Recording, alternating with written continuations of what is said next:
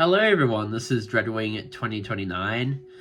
I thought that today is the day that I rank the Transformers movies. Now, I wanted to leave this for a while. It's been a while since I've done this. I think before Rise of the Beast came out, and that has been absolutely a while because we got that movie and also got Transformers 1.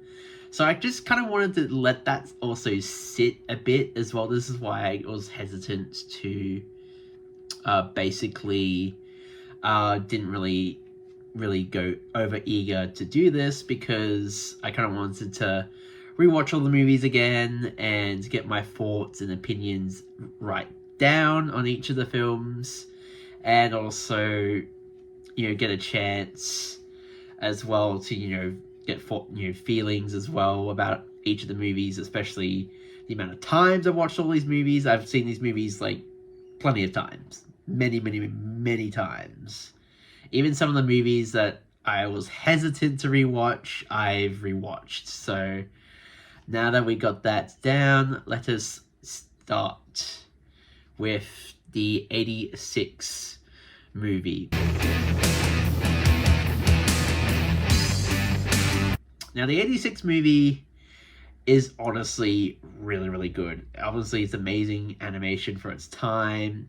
I obviously wasn't born in the 1980s. It has some fantastic iconic moments, and honestly deserves to be really high. There's definitely controversy about killing off Optimus Prime, which saddened us. Hey, we got the sorry apology for Optimus Prime tour from Hasbro because of that, and obviously replacing the old cast / the old toys with the new toys, that being the 86 cast like Hot Rod, Ultra Magnus, Cup, RC, which we didn't even get a toy of, till Missing Link and Springer. We didn't even get a toy of Unicron that was prototyped as well, so that's kind of funny. But ultimately, in this tier system, I really had a rejuvenation of it. Even though there's some mistakes, there's kind of noticed like a few people, like Wind Charger apparently gets killed off and then suddenly he's back in the background, which was funny. But and also Spike saying, "Oh shit, what do we do now?" is hilarious too. So I honestly think that in my re-ranking, I think I re-ranked it. I think I ranked it as A last time. I think honestly this time, since it's refreshed in my mind, it is now a S rank movie.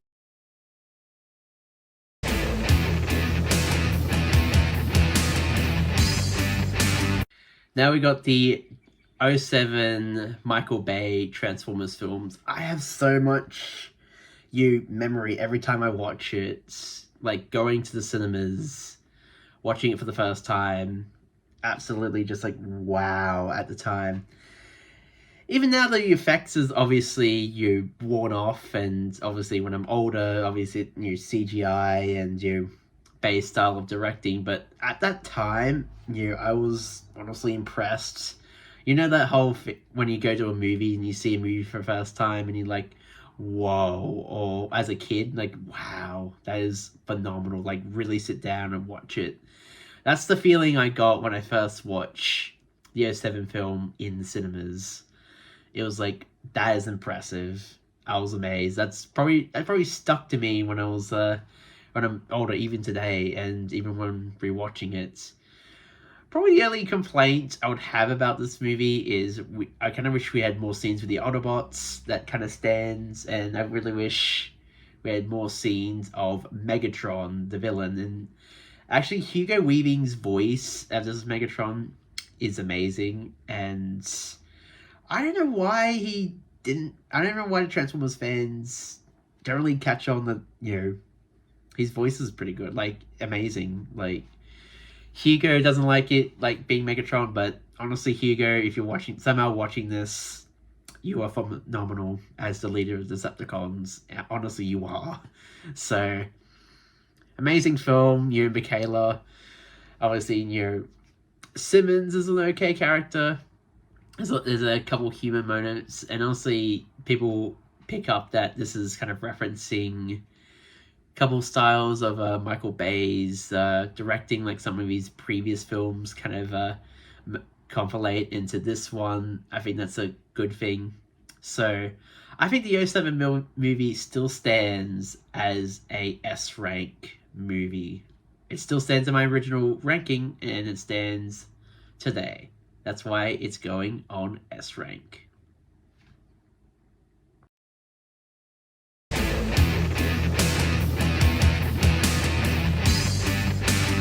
Now moving right along to Transformers Revenge of the Fallen. I was actually initially excited for Revenge of the Fallen when the first teaser came out because of the initial excitement from the '07 movie.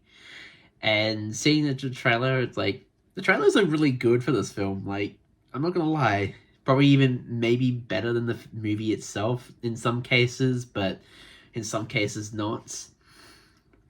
I used to not like this, like a huge chunk of this movie, mainly due to the fact of the more of the comedy and a certain two other characters, which I've kind of, as I got older, forgive a little bit with this film, and it was created during a writer's strike time, and ultimately seeing the result of that, and we had like another writer's strike like a couple of years ago, and seeing what's coming out and also at the same time on the same time of the year we got Hangover 2, which also suffered deeply due to the writer's strike as well as this movie.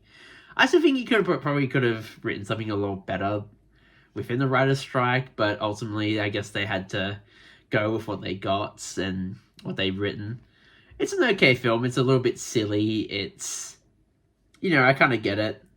Sort of wish the Fallen was a little bit more of a brutal antagonist, but his presence in the chair is kind of there, and also letting kind of Megatron still be kind of the main villain, which is sort of a secondary in this movie, but not as bad as some of the other ones, but sort of a secondary villain. And also the parents, the pot brownies, good god. And also this introduced the infamous blender guy. I'm sure you'll probably look it up. I'm sure you know what I mean by that. The infamous blender guy. He's only seen for a couple scenes on screen for a couple seconds. But the infamous blender guy. That's what I'm going to say. But I still kind of enjoy this movie. I watch it occasionally. I don't watch it over and over and over again like the '07 or some of the other movies. I have to say it's going to be sitting on the A rank of things. Pretty good movie, but ultimately I think it sits quite below the '07 movie. Still pretty good, but not the best. And the CGI still holds up today, so that's why it is A rank.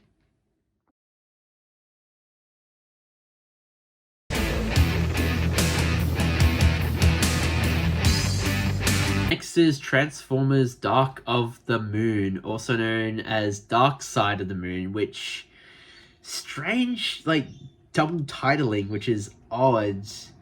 I don't know what happened. I guess some cinemas had it. I guess it was going to be called Transformers Dark Side of the Moon, but some of the cinemas still stuck with that title, even if they changed it to Transformers Dark of the Moon, which makes a lot more sense because the Ark crashes on the dark side of the moon. They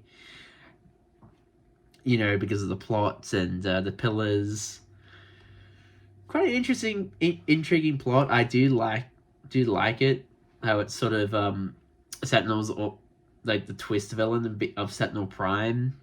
How he's really in cahoots with Megatron and setting up these events in order to bring the pillars to Earth and set up a fortress and basically bring Cybertron to Earth. And I do like Leonard Nimoy's voice acting. Rest in peace.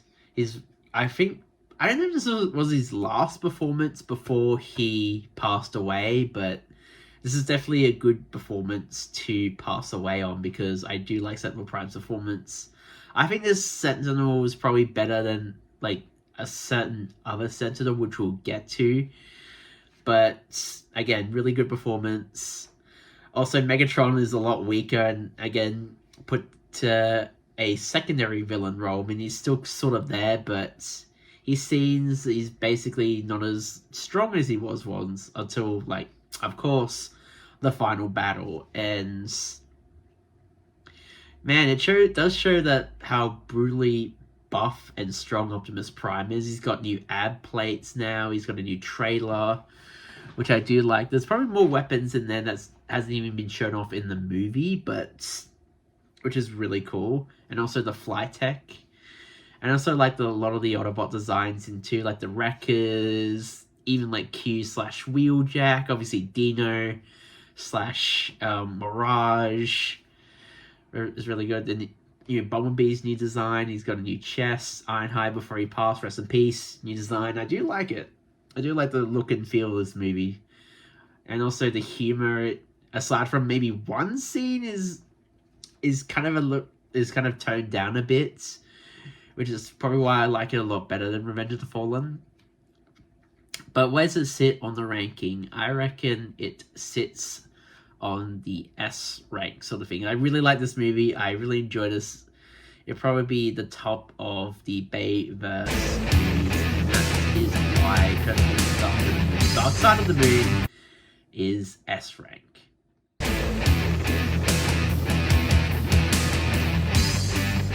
Now we're getting to the fourth of the Bayverse. This is Age of Extinction. This is because Paramount wanted more Transformers movies, and Bay is like, okay, even though the last movie should be number 3, but ultimately Paramount wanted more, so here we have Age of Extinction. I do like how this does tie into the ending of Dark of the Moon, except the humans have somehow betrayed the Autobots because of Chicago and ultimately the Alliance.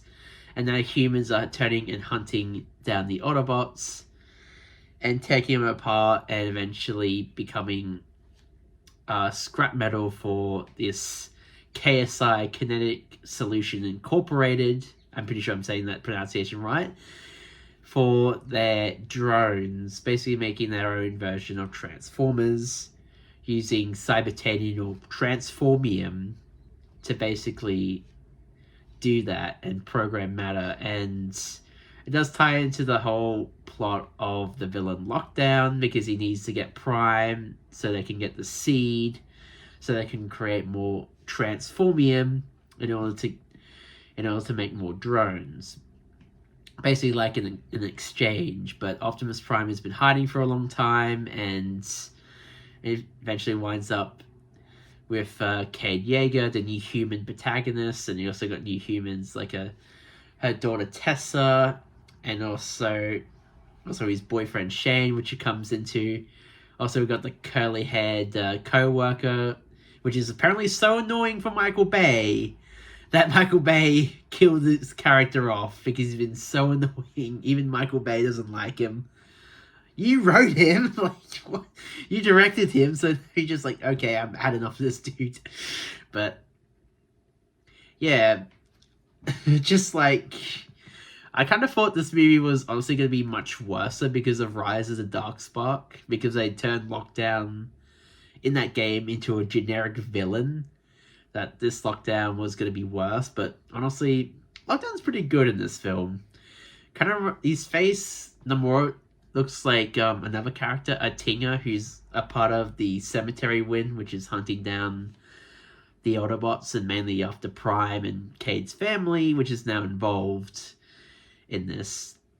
I don't mind this movie. It's occasional, like, I occasionally watch it sometimes just to, just for dumb action and dumb violence occasionally. But sometimes you do need that vigoration from that, and just something to watch sometimes. And also with Megatron becoming Galvatron, which is a name, I still technically think this is Megatron. It's just they just gave him the name Galvatron, but it's Megatron reincarnated. And suddenly he's now a different form in The Last Knight, but oh my god, the Romeo and Juliet lore.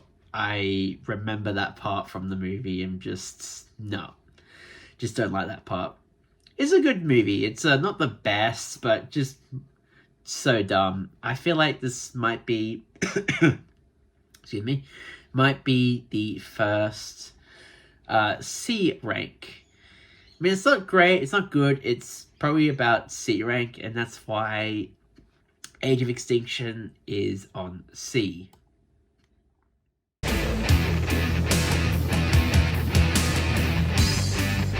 Now we potentially get to the last of the Bayverse. I say last because there might be more Michael Bay films. We got Transformers 5, The Last Knight, and ultimately I have a little bit more expectations this time because it actually has been a while since Age of Extinction, from 2014 to it releasing in 2017. I have a high expectation, and ultimately I was let down by this movie, even seeing this in cinemas. I mean, it just feels like a lot of stuff that happens even when rewatching it without much context, other than maybe like the final battle when Nemesis Prime fights Bumblebee, and that part leads up to the final battle on Cybertron. But just the rest of the movie just feel like a bunch of stuff happens. Then exposition overload, saying the Transformers in the past, which also kind of really screws over the canon when you think about it, with Optimus Prime and Bumblebee even like showing up in the past, even Ironhide showing up in the distant past. It doesn't really make sense in canon wise. So Bay kind of screws over his little bit of his own canon because of apparently Paramount after this movie wanted a cinematic universe, and the Bumblebee movie was meant to be a past of that before that got scrapped. So my thoughts about this movie, aside from that, is just not the best, but some of the great voice acting is in there. It's absolutely a shame we didn't get new Quintessons, which the Last Knight was building up to the creators / Quintessons being in this movie, and we did get Quintessa, which is apparently supposed to be one of the primes, but it's also supposed to be a creator / Quintesson. So really wish we got Quintessons instead, but no, I guess it didn't really work out.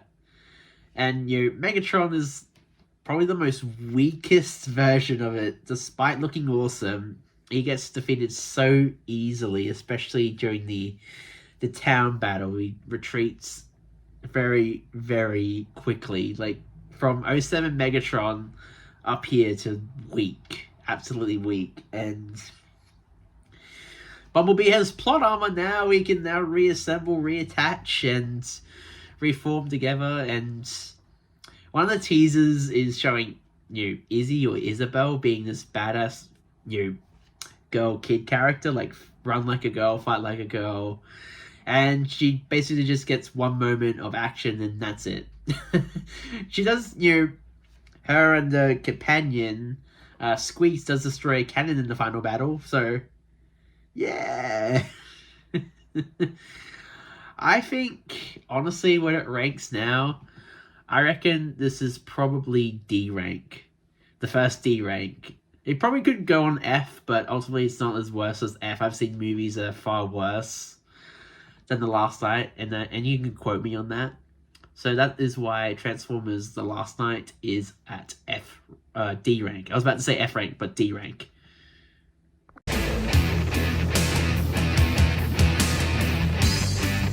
Now we got the beginning of the reboot, or the beginning of the Knightverse, which was supposed to be a prequel for the Transformers, the Bayverse. This is the Bumblebee movie, and I'm a big fan of Iron Giant and E.T., so this was right up my alley.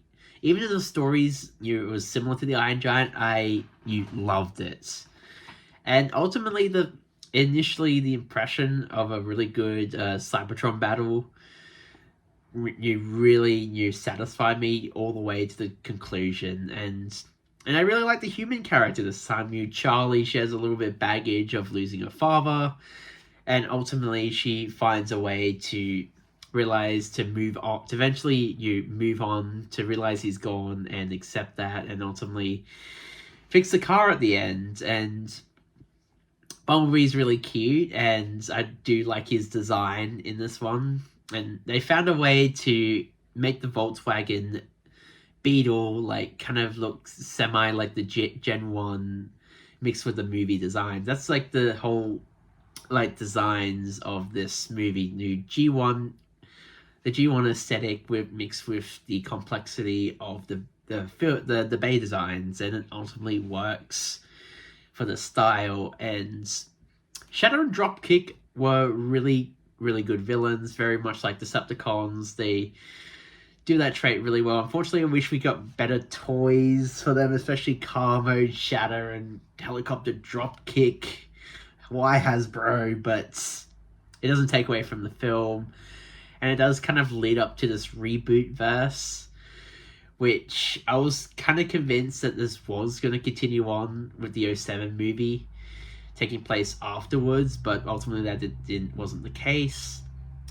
I really enjoyed it. I recommend you, if you haven't watched it for a while, give it another watch. So Bumblebee is probably going to sit at the great A rank this time.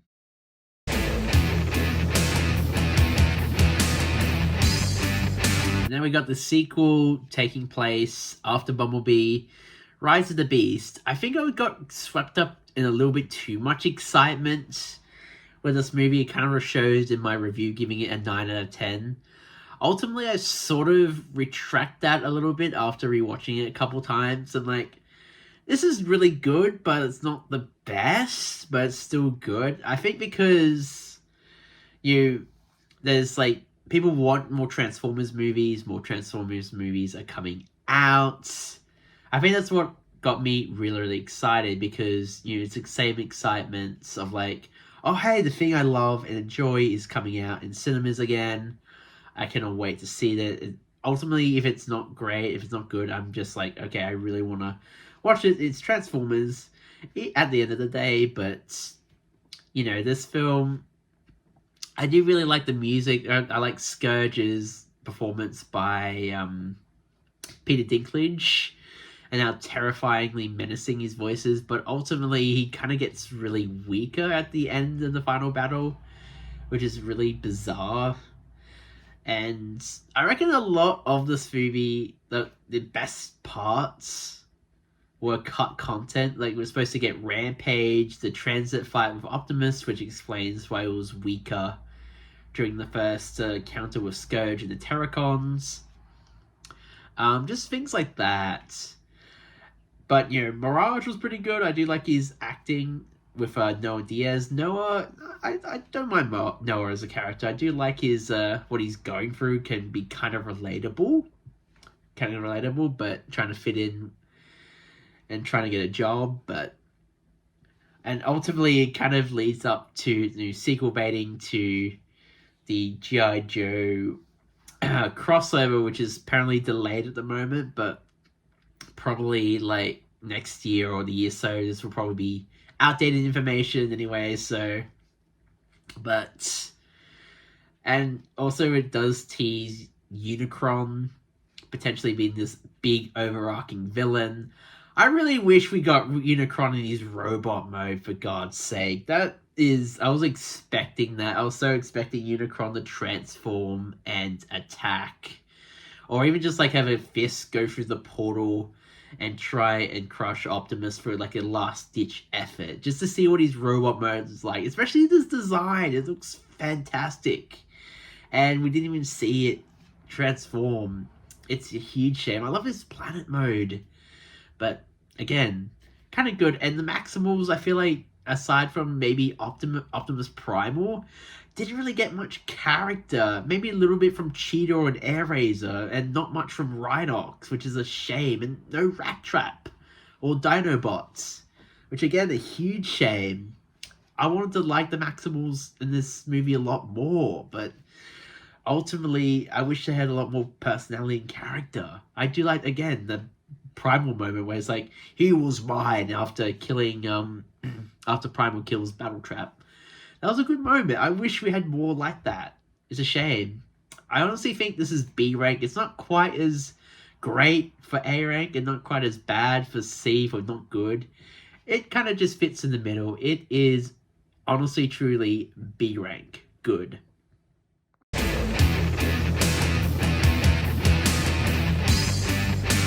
And now, ladies and gentlemen, we get the possibly the last, for the moment, Transformers movies, and ultimately the best for last. That is Transformers 1. And also the most tragic as well. I cannot believe this movie bombed so bad. It is fantastic. Absolutely fantastic. I've watched this numerous times. And probably almost as much, or getting a little bit, or halfway as much as times as I've seen the 07 movie, as I've seen Dark of the Moon and the 86 movie. So yeah, that's a lot. And it does show its story is really, really, really good. I do love the setup and origin for Ryan Paxton becoming Optimus Prime and D16 becoming Megatron. I mean, even though I know where it's gonna go, it's still spectacular and satisfying and chilling watching it unfold. And it feels fresh too.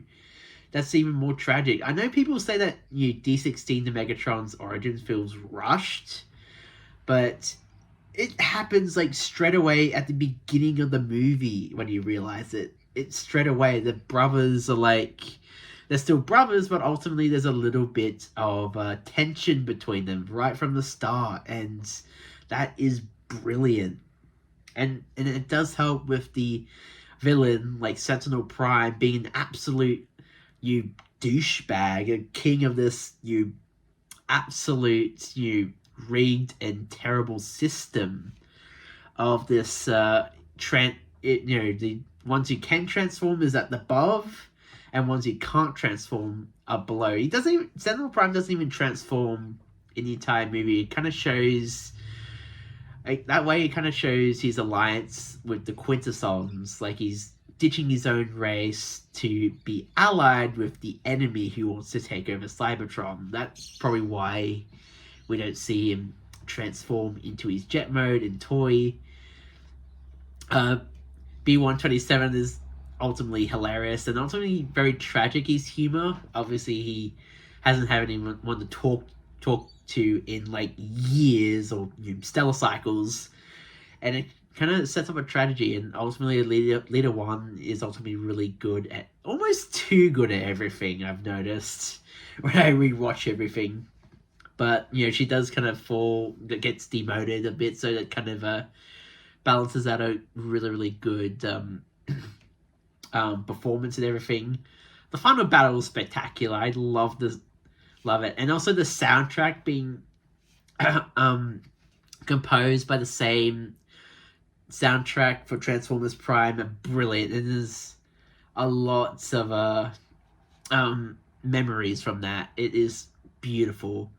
Why this movie didn't get success and didn't get a sequel, I would never know. I blame both Paramount and the advertisement guy. God damn.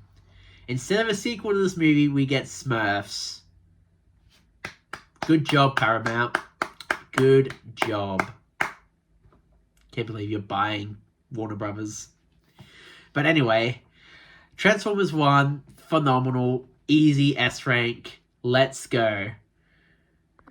Well, guys, that is it for my ranking of the Transformers movies. Been a while since I've done this, so finally get this down in details. Finally watching the movies, and this is my list and also my opinions. So your list will probably be different. What is your favorite Transformers movie? What is the Transformers movie that you do not like or think is kind of mid or not great but still kind of good? Let me know in the comments. But anyway, this has been Dreadwing 2029, and I hope you have a awesome day. To all a one.